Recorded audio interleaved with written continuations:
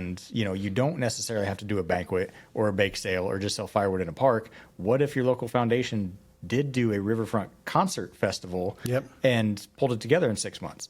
And it's that mindset of, don't tell me what I can't do. Right. Let's have a conversation around how do we get this done. Yep. And I really feel like if more of us leaders, whether you're in parks and conservation or in tourism or anything, I really think if we took that mindset more, we could be so much more effective at delivering on our mission. Great parks and healthy landscapes are the products of strong leadership. This show is dedicated to helping you become that leader. This is the Parks and Restoration Podcast. We're on a mission to help you leave a legacy of healthy ecosystems, quality parks, and future generations of people who care about the natural world. Find show notes, links, and other information on our website, parksandrestoration.com. And now, let's get to today's episode. Welcome, everyone, to another episode of the Parks and Restoration Podcast. I am Chris Lee, your host, and if you're watching this on video, you're going to notice this is a very different setup than what I'm used to. I am in kind of a podcast studio of sorts. We got a full-on professional podcast setup. Well. Anyway, I'm here with Chris Graham. He's my partner in crime in a lot of things. We're going to talk about some fun stuff, but Chris is the executive director of the Greater Burlington Convention and Visitors Bureau. It's the tourism arm of the Greater Burlington Partnership here in Burlington, Iowa, where I'm from. And he and I work on a lot of different things together. What I want to talk about most today is Burlington River Days. But before we get to that, Chris, welcome to the show. Thank you very much. By the way, got the title correctly. I host my own podcast or co-host one with a coworker, and she did not get it correctly. And she works with me, so kudos. Yeah, although we probably spend more time together. Fair enough. That was Amy Moyner for all those paying attention, and so she deserves all the grief she gets. Yeah, absolutely. Although I think she's leaving right now to go collect some awards. So yeah, no, let's not. There's only so much grief. We don't need to give her any more shine than she gets. Right. All right. So my last episode was all about foundations, so like friends groups, foundations. I talked to Hannah Inman from the Great Outdoors Foundation, and that organization went from selling firewood in Jester Park up in Polk County to this now $250 million organization that they've turned it into, and their rise to superstardom has been within the last 10 years. Hang on, they're selling firewood for $250? No, I'm kidding. Right? Yeah, that's a hell of a firewood operation. It's really big firewood. Really, really big firewood. They do a lot of fires up there. But so I've got nonprofits and foundations on my mind, and down here, we do a thing through the Partners for Conservation Foundation. So this is the foundation that supports my organization, Des Moines County Conservation, that I'm the executive director for. But then a lot of other things too. It's not just our support foundation. They support a lot of things. But they are kind of on this cusp of a big rise too. And one of the things that they're doing is this Burlington River Days. And I shouldn't say they. It's kind of we, actually. It's a lot of folks. Yeah. Well, actually, it's not a lot of folks. No, it's a few. Small group of committed individuals. How about that? Yeah. So for some background, Burlington River Days is a 3-day riverfront festival down on the riverfront of Burlington, Iowa. It's got concerts, it's got a barbecue competition, it's got a boat parade down our main Jefferson Street, our main corridor through our downtown. Got a lot of cool things. We got River Days Olympics, so we bring in all these nonprofit organizations, Pheasants Forever, Ducks Unlimited, things like that, and they do these little challenges and you win medals. It's just a big fun thing. And then we put these bands up on stage each night, and this year we have Hinder as headlining Saturday night, which if anybody was alive in 2006, you know who Hinder is. They do that song Lips of an Angel and a bunch of others, and they're going to be on the stage down here. And this is all a fundraiser for conservation, which is the crazy thing. So I love how sneaky that is, by the way. Right? Because the people who love Hinder or like a good out, live concert or like, entertainment out on the riverfront, they're coming down to have a fun time and they have no idea what they're benefiting. No idea. Yeah. I mean, on the website, we call it concerts for conservation. Yeah. But nobody really cares. No. Like they're coming down to see the concert. That's right. So I guess let's walk through how this thing came to be and why in the world would a conservation organization host a riverfront festival for the love of God? Like why? And so I can dig into that. But I want to riff with you a little bit about how this thing came to be. Okay, so now we have to pretend like each other we don't know, and we're telling each other. Sure, yeah. Right. No, I get it. So we're telling the world. That's Chris. true. That's true. I have to pretend that there is an invisible third person here. Right. Yeah. Explain my millions of dedicated followers. There you go. Yeah. Minus a bunch of zeros. As strange as it may sound, it started with catfishing, because there is a catfish tournament that comes to Burlington, or has come to Burlington the last couple of years, and we hope it continues to grow. And we're always looking for a way to grow that event, to plus up that event, and make it more inviting for the community and engaging for the community. And so I recall you and I were just kind of brainstorming about that, and what can we add to that event?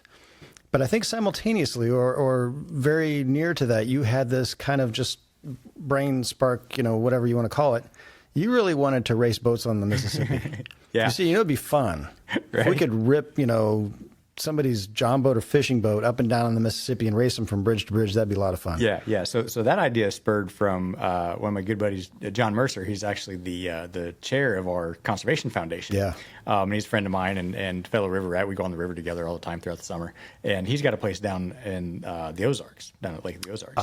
And so they do the boat races down there. And we were out on the sandbar one day, and there may have been some drinks going around. Come on now. And we were like, man, how cool would it be to like do boat races here, but not like the super fast, crazy boats, but like although that'd be fun too. That'd be fun too. And dangerous, and absolutely. We'll throw a few of those in, sure. Because we got to do that. But wouldn't it be fun to just like whatever boat people have, right? Their 16-foot 1972 Alumacraft with their 1976 Johnson Evinrude on the back of it with the smokes when it starts, and just put up the river in between the two bridges. We got a train bridge on the kind of the south side of our downtown, and then our main highway bridge, like right the kind of the north edge of our downtown. Yep. And that idea was percolating in my brain, and then we got to talking about maybe not that, but what if we did something on the riverfront? Yeah. Well, one, it should be said though that I'm constantly looking at through the lens of tourism when I think of things or hear things, and so that didn't sound like a bad idea to me. I liked the idea of boat races, and I have not given up on that. No, I haven't either. But that got put in the hopper and tossed around a little bit, and we thought, okay, maybe not so much, and then we started thinking about insurance, and then we really thought maybe not so much. Yeah. But it kind of spurred the idea or the thought of, okay, well, what else could there be? And I'm not sure when Matt Brown got folded into this. It was pretty close to that, wasn't there? I think, didn't we? Yeah. Because I should back up. This catfish tournament happens around early fall, and coincidentally, BRE, Burlington Riverfront Entertainment, with Matt Brown as the executive director, they do an event every year, did an event every year called Heritage Days. Yeah. Involved in a carnival and some fun, family activities and some bands. And we tried to partner this catfish tournament with that last year or 2 years ago with moderate success. There was room to kind of improve. So I think we went to Matt to talk about what else we could do to kind of plus up Heritage Days and make this a bigger thing. And that's when Matt told us. Yeah, he said, well, we've already got the stage and the carnival booked. Why don't we just rebrand that entire event and just run with a whole new giant monstrosity of an event? Right. But he said, we're killing Heritage Days. Yeah. Oh, that thing that you were trying to plus up for September? Right, yeah, that's going away.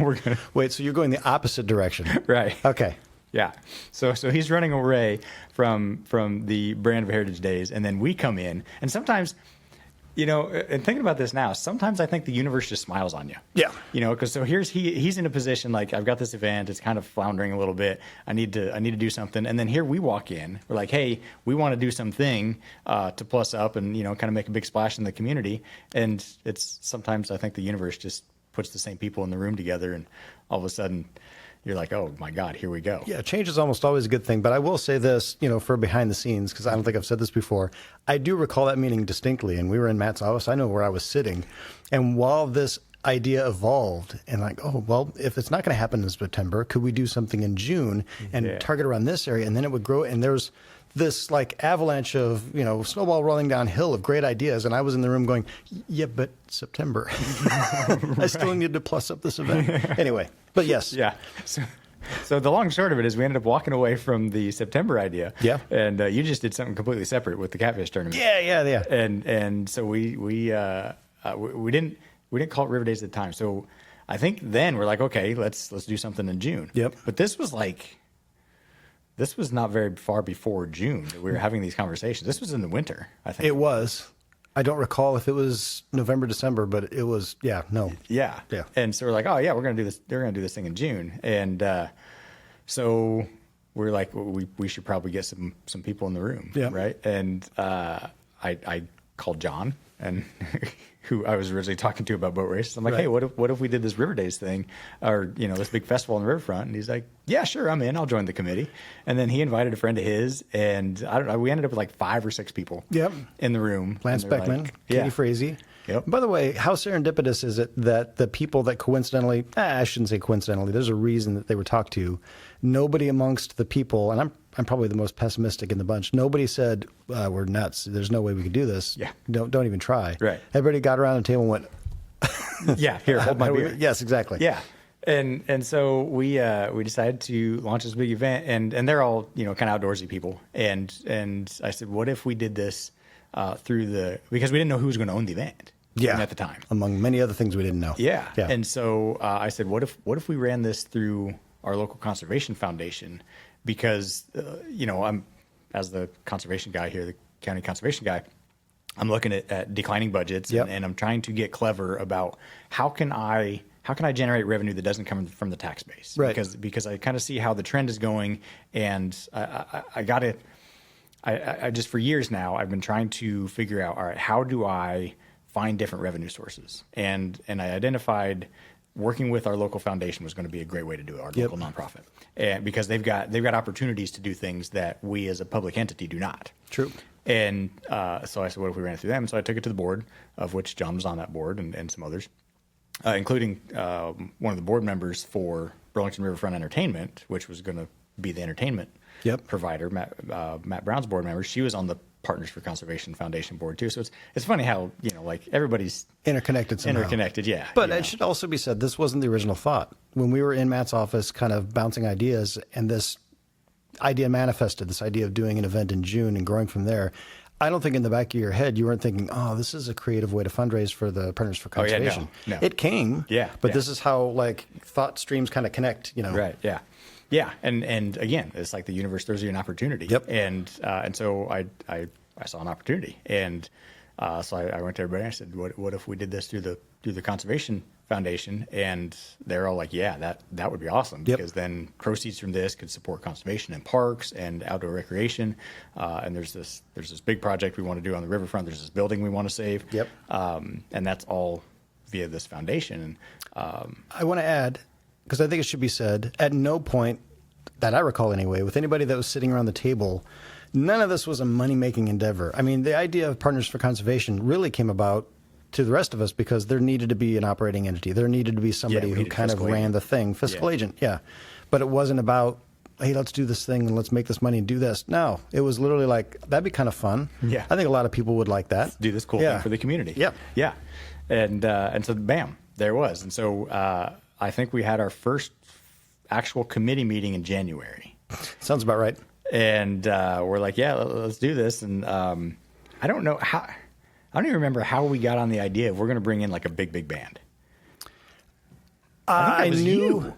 I don't know about that. Yes, I know it was, because I remember that now, because you were like, all right, how can we, rather than just getting some local bands, what would it take to Oh. really plus this up? No, you're right. Okay, so yes, the Heritage Days, and this is not any kind of knock on anybody, because you have to work within the constraints of your budget. Sure, There's yeah. only so much money that Burlington Riverfront Entertainment had, Yeah. and there's only so much money that a concert or a free concert on the riverfront is going to make. So Yeah. all these things kind of dance together. Now, I look at things through the lens of tourism. How am I going to pull people here? Mm-hmm. Some of the bands that we had for Heritage Days were great local draws. They'd bring a couple thousand people down from Burlington, and they'd have a lot of fun. But if I want to pull people from Peoria, if I want to pull people from Iowa City or Dubuque or Quincy or something like that, it has to be a band that people recognize. Okay, I'll take Yeah. the credit for that. Yeah, That's yeah. fine. Right. And so somewhere along the way, Matt Brown figured out that we should get the band Saliva Yeah. to come headline our Saturday night. And if you were around in the mid-2000s, you've heard the band Saliva. They do that song Click, Click, Boom and a bunch of others. And For everybody watching, though, I was definitely around in the mid 2000s. I had no idea who that band was. Anyway, Yeah, but you're a very special case too. that's so true. we won't I'm get pretty into odd. that. But and so we're like, all right, yeah, let's get these guys. And so we had to raise something like $35,000. It was on a very short deadline. yeah. And the committee's like, oh yeah, sure, we'll figure that out.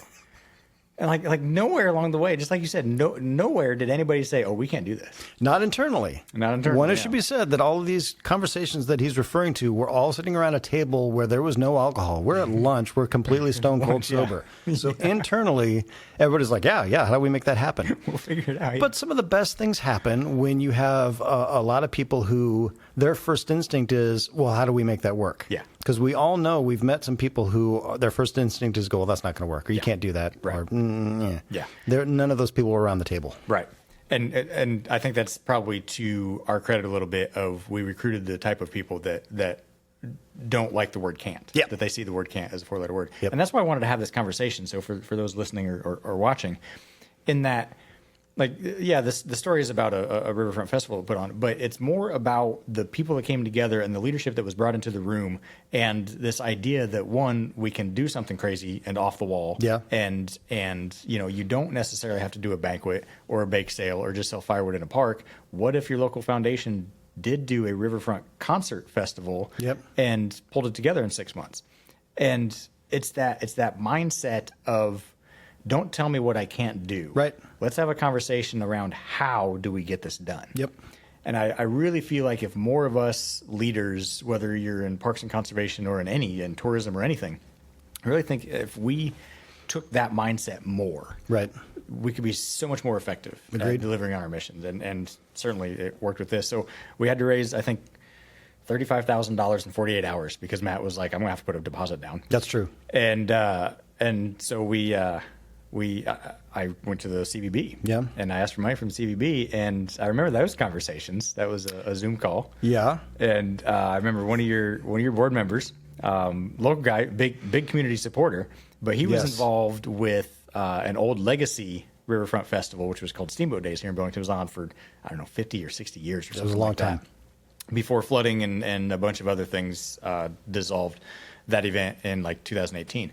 And I remember very clearly, he said, I don't think you guys can pull this off, Almost verbatim, he said that. but I'm going to enjoy watching you try, or something like that. Yeah. And then he voted to give us, I don't remember how much it was. It should be said, and I know we're not naming him, but he's a relatively optimistic guy, but he's also pragmatic. Absolutely. So that's almost verbatim what he said. I seriously doubt that you're going to be able to do this. Yeah. But I really want to watch it happen. I want to see it happen. Yeah. Yeah. And he voted to give us money, and I think it was $25,000 that we got from the CVB that day. Yeah. And then I don't want to fast forward, by the way, Yeah. but that same gentleman was within 7 feet of the rest of us standing behind a table that Yes. last day of the event, slinging beer like his hair was on fast as he could fire. throw it, yeah. So it's funny how these things work. Yeah, Anyway. yeah. and turning around to me and saying, "This is awesome." Yeah, Yeah. And so then Could John not and have been Lance- happier to be wrong. Sorry. Yeah, exactly. Yeah. So then John and Lance, which were on our committee, they were a member of this called Community Development for Professionals. And so it was a bunch of local business people who got together, formed this group, and they exist to invest in community stuff. Yeah. And so after we secured the majority of the money that we need, they came in and they said, all right, we talked to the group. They're going to basically promise the rest of it. Like underwrite the deficit. Yeah, that's right. We'll underwrite the shortfall. Go ahead and commit. Yep. And so we did. We called Matt and we said, all right, book saliva. And then it was on. Like, we're committed now. That's right. So, yeah. I do remember that moment kind of distinctly, like, oh, crap, this is actually happening. Yeah. Now we've got to pull this off. And, Yeah. and again, that perpetual optimism and this whole idea of don't tell me what I can't do. Right. Because they're like, oh, we'll fundraise for it. Like, Yeah. we'll get the money. And I'm like, you guys, like, this is just paying the bands. This doesn't even cover all of the other stuff that's going to go on with this event. Like, we Right. got a lot of money to make here. And like, oh, it'll be fine. We'll get it. We'll get it. There's also the money's just a part of the component. The rest of it was like logistics and manpower and Yeah. literally just how is the thing going to work. Had no idea. Even at the None. moment that band was booked, had no idea how it was We had going to no work. idea. Yeah. None. I And- want to add something though. Yeah, yeah. When you were talking about you're kind of making a corollary to leadership. I agree with 100% with what you said. I would couple with that, don't be afraid of having the big idea, shying away from the things that you always do or the things that your organization's always done or your predecessors say that that's the way things have to be. Yeah. Don't be afraid of the big idea and be creative. Yeah. So you put those things in a hopper, you get good things. Yeah. And yeah, that's spot on with what Hannah Inman said in my last episode, the CEO of the Great Outdoors Foundation. That was one of her key points was just don't be afraid. Yeah. And I so again, there's lesson number 2, I guess, is, don't be afraid. Like, you got these big ideas. There's going to be a certain percentage of the population that will say, oh, you can't do that. Oh, we've never done it that way. Or that's not how we do things around here. Yep. Until somebody does it. Yep. We tried that 10 years ago. It didn't work. Yeah. Sure you did. Right. Yeah. I wasn't on that committee at the time. That's so, right. Don't tell me what I can't do. Right. I have grown to find it motivating when people tell me I can't do something. Like don't tell me what I can't accomplish. To a fault in some capacities, but we won't get into that. But it should be said, you don't have a 100% success rate. No.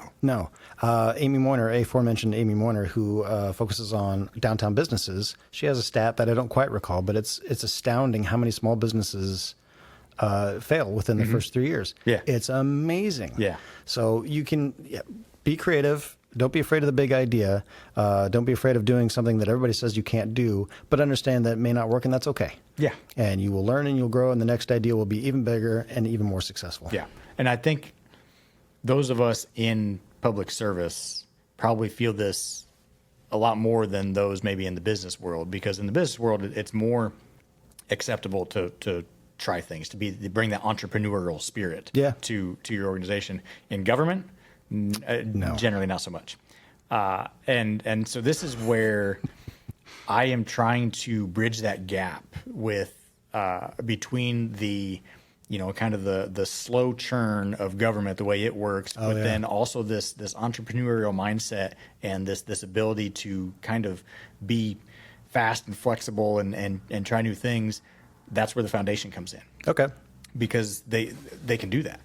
They can be a little bit more nimble than government. If I'm going to do it at the conservation department as part of the public entity, I'm going to have to budget for it, which, that's going to have to be done 18 months in advance. Yeah. And, there's no nimbleness in that. There's no nimble stuff there. Exactly. Like, it's not going to be, hey, we're going to book Saliva and we're going to raise $35,000 in 48 hours. Nope. That's not going to happen. Nope. But a foundation can do that. They get the right people in the room. Like, let's do some crazy shit. And here we go. Oh, wait, you can curse on this podcast? Absolutely. Okay. Yeah. It's my show. I can do what I want. You're not too far off from the model of the Greater Burlington Partnership. Right. The partnership is it's the umbrella under which the Greater Burlington CVB operates, along with Downtown Partners, Economic Development, and the Chamber of Commerce. Right. We are not the city government. We are not affiliated with the city government. Yeah. It's all interconnected, but in that way that we're all interconnected. But we have... I don't know how to describe it, and I don't want to speak out of turn, but we have an ability to be flexible and modular and nimble in a way that governments just can't. Yeah, exactly. And that's why I love this organization, the Greater Burlington Partnership. That's why I love it so much, is because it has that ability, and it also has that drive and that hunger to push that envelope a little bit. Yeah. To have the CVB, have some guy, they all knew who I was, but basically just have some guy walk in and be like, hey, I need $25,000 because I'm going to try this thing. And then say, okay, like, to some people, that's nuts. Yeah, it is. It should also, but here they go. Behind the scenes, just so that nobody gets confused, I was involved in the formation of Burlington River Days, but the decision to fund River Days did not come from me. There is a steering committee. There's a board of people, and I don't get a vote. So literally, I just, Chris came in, made his case, and we tried to be as transparent and as accurate as possible, and they voted and funded it. Yeah. And off and running we went. So so we had 6 months pull this thing together. We booked the band and started working on all of the logistics, and we met up and so the long and short of it is we pulled it off somehow. Yeah, we told we had to get liability insurance, of course. Yeah. And so we told the insurance people, it's our first year. We'll see I don't know, 5,000 people down there for this thing. That's right. I do remember that number floating around. And to be fair, Heritage Days in September, that's still a little larger than they were used to drawing. That was not a super conservative estimate. Right. Yeah. It ended up being a super conservative, but it was. Yeah. And so we came up with these tickets. Oh, I forgot about the boat. Yeah. Oh, geez, the boat. Ready to take your leadership to the next level? Join the Next Level Leadership community at parksandrestoration.com. You'll get practical leadership insights and exclusive invitations to live meetups and trainings. Be part of the movement we're creating. Join the Next Level Leadership community at parksandrestoration.com.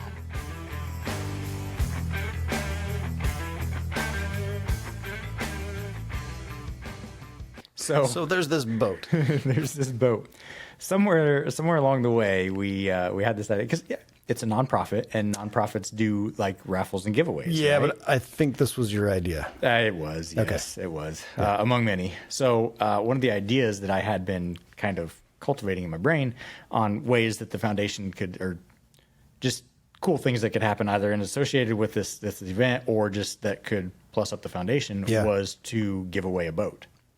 And so once this event started formulating, I'm like, man, if we did a boat giveaway through this, or at the time I was thinking raffle, you sell tickets and you draw, and And so the committee's like, we got to do that. I was thinking we'd like buy a used John boat on Facebook Marketplace or something, and take it to a local mechanic, make sure it runs good. But then that'll be our first year. We'll have a couple $1,000s into $10,000 into it. Very much in the spirit of River Days. It was River Rats. It is patched together. It is, like you said, the original idea of the boat races was just whatever scummy thing you've got on the trailer. Yeah. Just, the John Boat Beach and that kind of stuff. And, but in typical committee fashion, they're like, "Oh yeah, let's go buy a brand new John boat." Yep. And so we did. We were going to try to get one donated, and that didn't work out. And so we literally just went to the marina up the road. Give us a boat, and we're like, "Give us that one." Right. And they sold us that one, and it was like I don't remember what it was, $19,000 I think by the time it was all said and done is what it cost us. And we rolled that into the ticket sales, and it was an online platform. And it had to be structured. So this is where you got into the legalities. It could not be a raffle. Yep. Because we wanted to be able to sell chances online and all that kind of stuff. And so we had to navigate all the legalities. I remember at one point I was on the phone with the Department of Criminal Investigation in Iowa to try to make sure we were doing this all on the up and up. And we got it. Made sure we did. There's this thing called the Iowa Racing and Gaming Commission. Yeah. They've got pretty stringent rules. Yes, they are pretty strict about how you can structure raffles and things like that. And if it looks like gambling, they're going to have a say. Yeah. And so we navigated all that, and we had this boat that we're going to give away, and that came with your ticket purchase. You got a chance to win that boat and all this stuff. And people are like, "Wow, this is cool." Some people. That was the piggyback pessimism. There was a lot of people. Quite a few were like, "There's no way," or like, "Are you really doing this? What's the catch? What's the deal?" Right. Yeah. And so there's another thing. We knew that there was going to be some of those people. Yep. And anytime you do something innovative or new, you're going to get the trolls on socials and online that are going to come out keyboard warriors and say shit. And we decided from day one that we were going to fully embrace that. Yep. That we were going to build in this persona for this event that didn't take ourselves too seriously. Nope. We're just a bunch of river rats trying to have a good time. Yep. And so we, on our website, which you basically built through Wix, we created a page, and it was called the Wall of Hate. And I think that was one of the most popular pages, and one of the most popular things that we did through anything that we did was we took all the shitty comments that we got online, and we would just push them on the Wall of Hate. Yep. And then slightly make fun of them just a little bit. Just a little bit. Yeah. We could post our own rebuttal if we wanted to. Sure. And what happened was the community saw that and saw that we were just embracing our trolls. Yep. And we started running out of things to put on the Wall of Hate, because it just everybody's like, "Oh my God." It kind of diffused immediately. Yeah, it did. And it just I don't know, that built into the persona of this, and between that and then the viral videos that we did. So if anybody has a chance, just go find Burlington River Days on Facebook, and then scroll way back to last year and just watch some of these videos. Chris is an absolute marketing genius. Now you're referring to yourself as the third person. No. Okay. The other Chris, the Chris sitting across from me. He and I did these videos together, and he would edit them up, and oh my gosh, some of them were just absolutely hilarious and ridiculous and completely off the wall but ridiculous. You're right. Paired with the wall of hate, it was very clear from the outset. If anybody looked at our content at all, they would know they're not taking themselves too seriously. Yeah. We can't really be all that upset with them because they're not going to care. Yeah, right. Yeah. Yeah. Exactly. Bitch all you want. These guys don't care. Yeah. And I think that I know it fed into people's just enjoyment of seeing this thing come together. Yeah. And then their fidelity to it. Like people are like, man, Burlington River Days is it's this thing, and I can't wait to see how this is going to turn out. Yeah. And so the event rolled around June, whatever, 12th through 14th last year, something like that, whatever that, it was Father's Day weekend. It was. And we got down there. It was a Thursday, Friday, Saturday event. And Thursday we're down there, and we had and it's a Thursday night, right? Thursday night, but also the only night where we had, I think, an exclusively local band. Yeah. There was one band, Yep. whereas the other nights had at least, I think, two. And local band who has a decent draw. I'm not going to say anything. My brother's in that band. Right.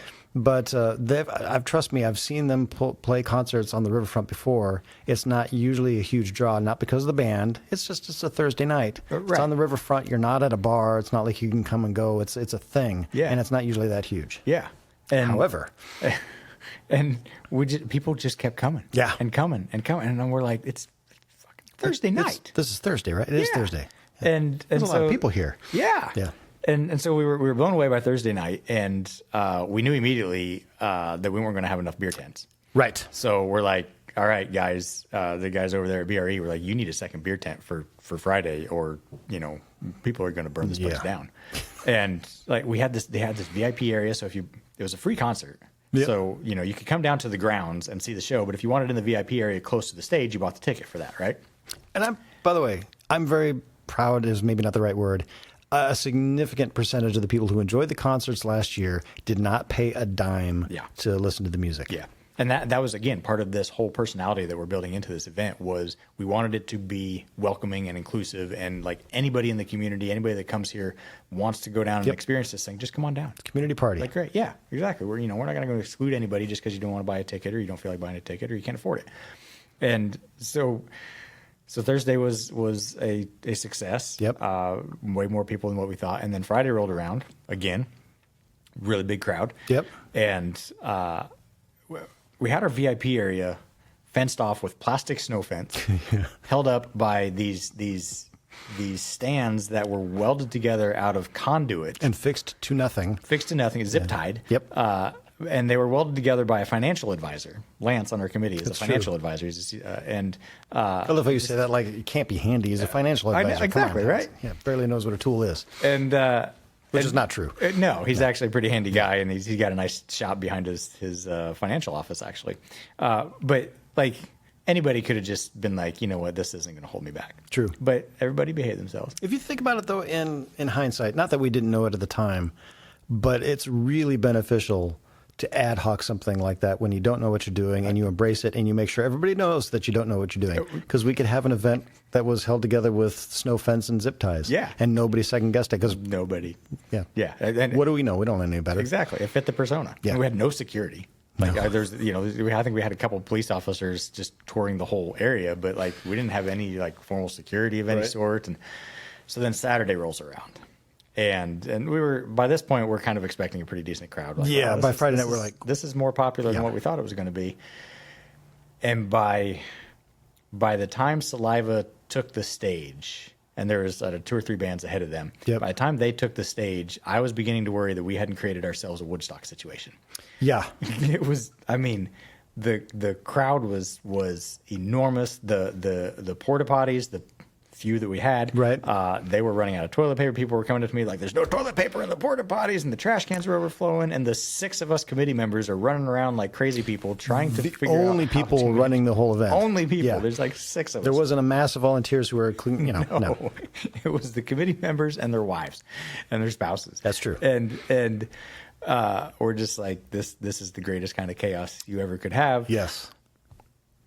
Except there was that little niggling worry in the back of my brain, like it's going to take one person getting a little too drunk, and this thing's going off the rails in a hurry. True. And it didn't. No. It didn't. And it was so amazing, and it was again, the universe smiles on you sometimes. Saliva on their last song, which is of course Click Click Boom. Right. They pause and they invite all the kids up onto the stage. Yes. And so, like, there's a whole bunch of these kids just come running up on the stage, and I don't know, they've got a dozen 9 and 10-year-olds just jamming with them up on the stage. And we've got a video of this on the Facebook page for Burlington River Days. Yep.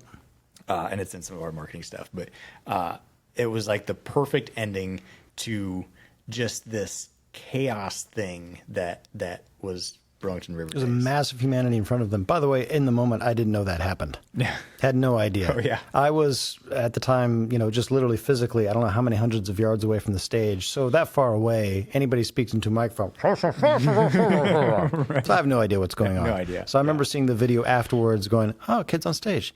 Where did they find all those kids? That's cool. There's that many kids down here? That's awesome. Right. They're on stage. They're absolutely rocking out. Yeah. This is incredible. Yeah. Yeah. So after it's all said and done, we look at the numbers. Yep. And we had something to the tune of 12,000 people. Yep. Came down to our riverfront in the course of 3 days. I think that night alone was like 8,000, if I remember right. It sounds about right. And and we thought we were gonna have 5,000 for the entirety of the thing. Yeah. So suffice to say, our insurance rates have gone up this year. Yeah. For sure. I do also want to say, and I don't have the numbers exactly right, but we also, because we have access to visitor tracking data, a majority of the people, or close to a majority of the people, didn't come from Burlington, West Burlington. Now, we've got some surrounding communities, so we definitely drew regionally. I'm not saying that people drove from Nashville to come. Right. Might have been a couple, I don't know. Yeah. But it was a big draw. Massive tourism impact. So, that fits your mission. Yep. And, you talk about raising awareness for the local foundation, but it also netted the foundation over $20,000. Yes, it did. It is what it cleared net. And then Burlington Riverfront Entertainment, which is also a nonprofit. Yep. They sold over 7,000 beers, which netted them a pretty significant profit too. Yep. Because generally with events, the only way they make any money is through beer and concession stands. Yeah, let's be real. I mean, there were no tickets, No. except for the VIP tickets that, Right. but a Yeah. vast majority of people didn't buy one of those. Yeah. Yeah. And it was just, it was one of those things that, like, throughout the whole way, it's just, what are we doing? But yeah, we're going to do this. I want to tell And this is going to be awesome. a brief fun story. So Yeah. the Saturday after Thursday happens, and there's a little bit, I'm not going to lie, Thursday was a little bit like, how's this going to work? Are we going to pull this off? Or is anybody going to come? Right. Okay, so we get over that. Friday is like, okay, this is decent. There's a more nationally known touring act playing. There's a lot of people here. He burns on that fiddle and tears down everyone down in Georgia. It was Jake Clayton. Jake Clayton. Who has played fiddle for the Charlie Daniels band now that Charlie Daniels is gone. So he's kind of a nationally recognized country guy and just an incredible fiddle player. So he was our Friday night headliner. So Friday night was kind of our country night. Yeah, but then Saturday rolls around, and then we're feeling like, I mean, we still don't know what Saturday's going to do, but we're more confident that it's going to, we have a chance to blow the roof off the place. Like, holy hell, what's going to happen? Mm-hmm. Then we give away a bunch of stuff because there's a boatload of prizes. That's right, yeah. So we, due to sound, the logistics, whatnot, we literally go into the north bay of the port, and Chris rattles off, he gets on the computer platform where some random names are drawn and give away, I don't know how many things. There was a lot of things. There's like 20 or something. Yeah. From things we'd had donated. And, from like a free round of putt-putt golf and a pocket knife type thing to a kayak to, a boat. A full boat, yeah. And if you would, go ahead and tell the story of the person who wins the boat. Oh, yeah. Yeah. Yeah. So the boat was a low 16-foot John boat. Yep. Brand new on a trailer with a 60-horse Mercury on the back of it. Ready to go. It was, I mean, just hook the thing up, put it in the river, ready to go. And so we used this online platform to draw, and we drew the name, and it was this gal, Heather Gertis is her name. And hey, Heather. How you doing? Right. Hi, Heather. Hope you're listening to the show. She's not listening to the show. She listens to this. But anyway, we're doing this Facebook Live. And so we draw her name. That's right. So it turns out she was sitting at home watching the Facebook Live, watching this happen. She knew she'd bought some tickets. And her husband was taking a nap. Yep.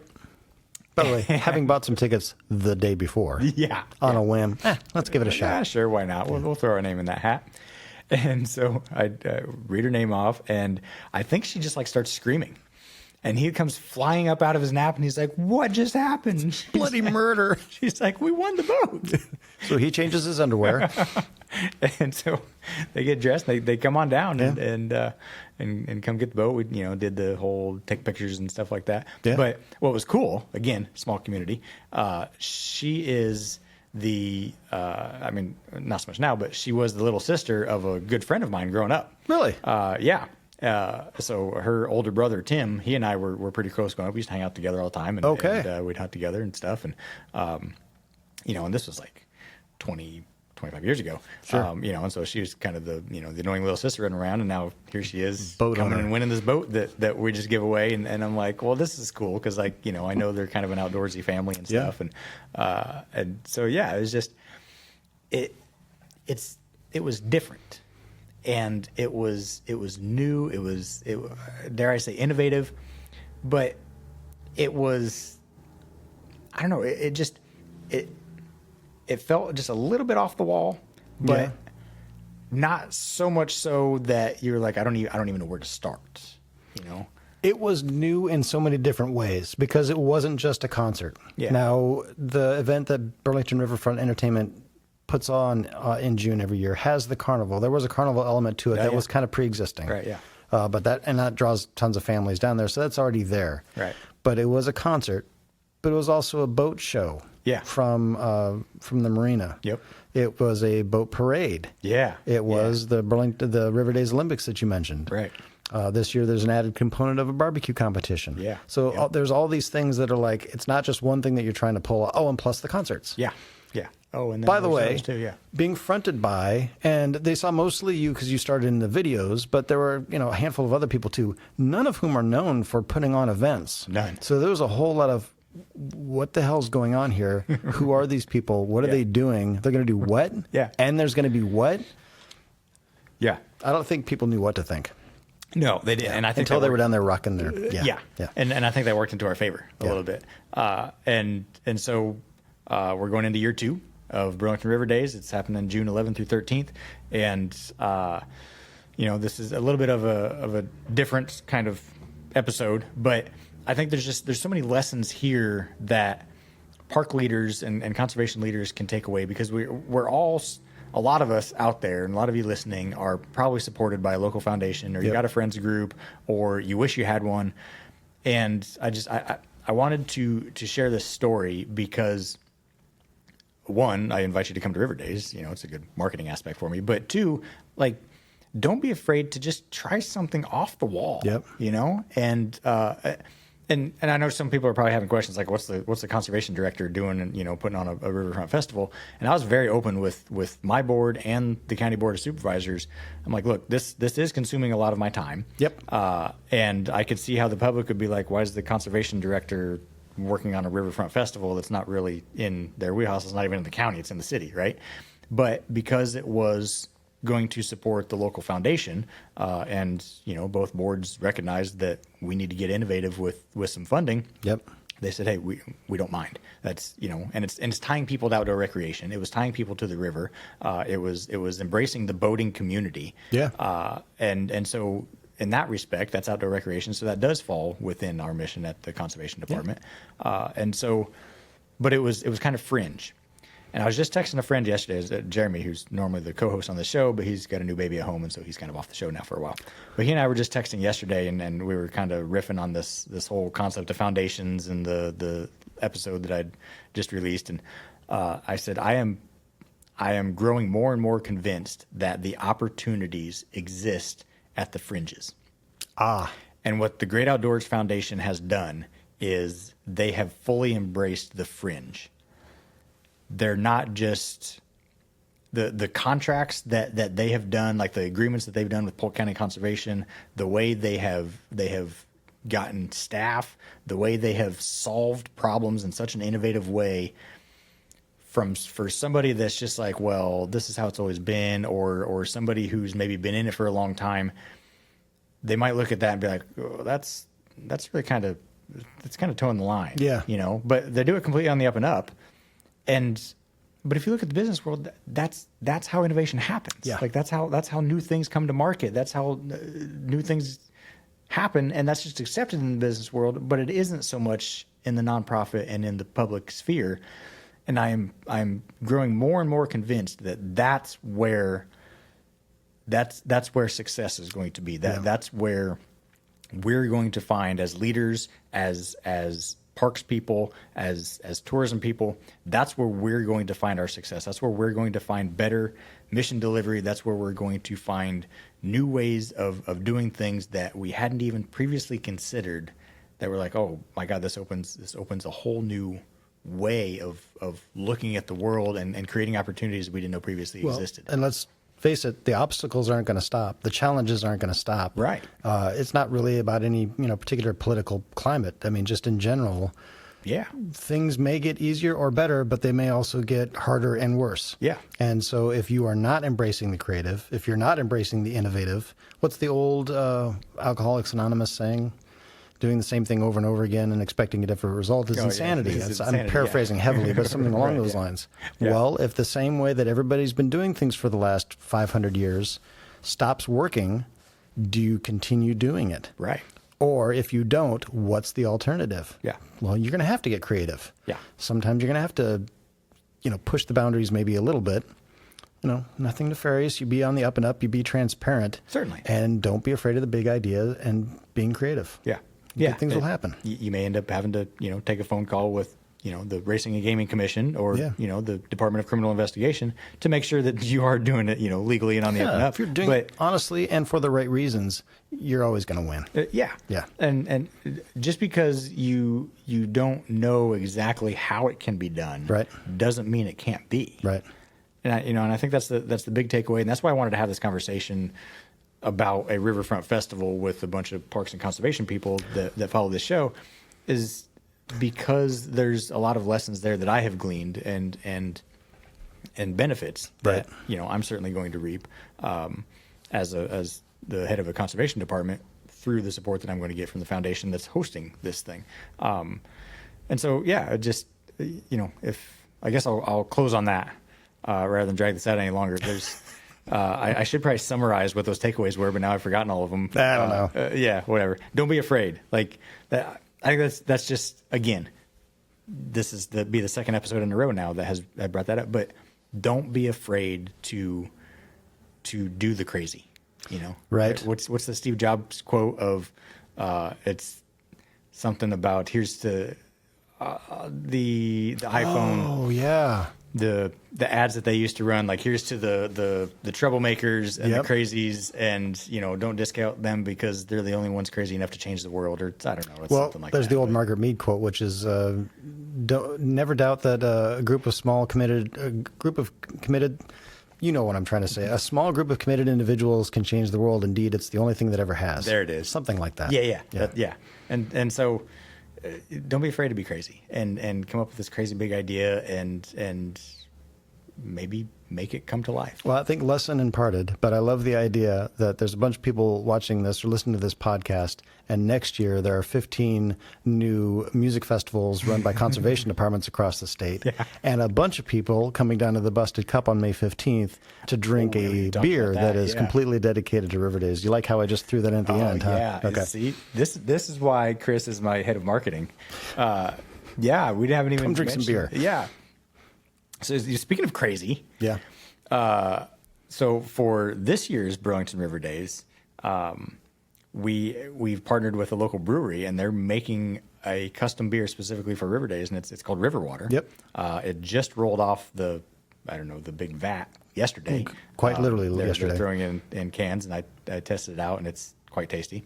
And so again, like here's one of these crazy things. Like we're going to have our own beer for this, and it comes back to why are we doing this, and that's embracing the community. It is. I mean, we could serve a bunch of Busch Light and people would be happy to drink the Busch Light, but we could also serve a Busch Light style beer that was made right here in Burlington and partner with the brewery where they're just going to sell it to us at cost, and then all the proceeds from it are going to support the event and by extension the nonprofits that are involved in And it. there's another lesson there too, I think, because Busted Cup, let's be honest, this is not strange for them. No. They're very innovative It's their thing, themselves. yeah, right. This is what they do. Yeah. So what's the saying? If you're the smartest person in the room, you're in the wrong room.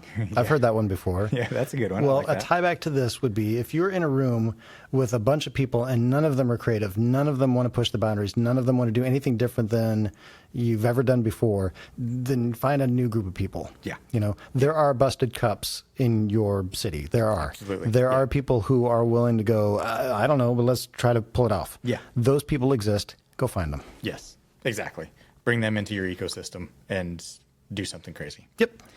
All right. With that, I'm going to end. Chris, thanks for having the chat with me. Please, thanks. Anybody listening, if you haven't bought your ticket already to Burlington River Days, you don't even have to be here to win the pontoon boat that we're giving away That's this a year because, boat. boat, of course, like we got to go bigger and better. And so the committee is like, we're going to get a pontoon boat. And so now we got a $30,000 pontoon boat that we're giving away instead of a $19,000 John boat. And so, yes, please buy a ticket. Or if you want to come down and see some concerts, we'd be happy to have you June 11th through 13th. BurlingtonRiverDays.com is where you can find that. And if you want to know more about the foundation that's supporting this, it's Partners for Conservation Foundation, partnersforconservationfoundation.org. You can go check that out. Just rolls off the tongue. I know, right? Yeah. It's kind of a paragraph worth of a URL, but hey. But anyway, thank you all for listening. This has been the Parks and Restoration Podcast, Better Leaders, Better Parks. It is dedicated to you, the parks and conservation professional that is out there trying to change the world in big and better ways. And we hope you continue to do that with the insights that we share here. Thank you for all you do, and take care. This episode was produced by the great team at Layover Productions. Please subscribe wherever you're tuning in and follow Parks and Restoration on Facebook and Instagram. You can connect with us and other outdoor leaders by joining the Next Level Leadership community at parksandrestoration.com.